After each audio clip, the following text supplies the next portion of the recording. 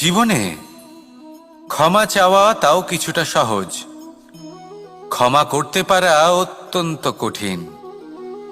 ক্ষমা দুই অক্ষরের এই শব্দ হতে পারে, কিন্তু অত্যন্ত বড় এই শব্দ, অত্যন্ত গুরুত্বপূর্ণ এই শব্দ।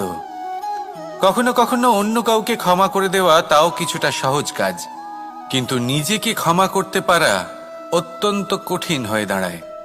অতীতে যদি আমাদের এমন কোনো ভুল হয় যে কারণে আমরা নিজেকে ক্ষমা করতে পারি না, অনেক সময় এমন কিছু ভুল করে বসি যে বিষয় শুধু আমরাই জানি, কিন্তু আমরা নিজেকে ক্ষমাই করতে পারি না, আর আমাদের বিকাশ সেখানেই স্তব্ধ হয়ে যায়। কারণ যদি আপনি ক্ষমা করতে না শেখেন, নিজেকে ক্ষমা যদি না করতে পারেন, তাহলে তা আপনার জীবনের সব থেকে বড় বাধা হয়ে দাঁড়াবে। সেই জন্য জীবনে অবশ্যই শিখুন যে কিভাবে নিজেকে ক্ষমা করতে হয়।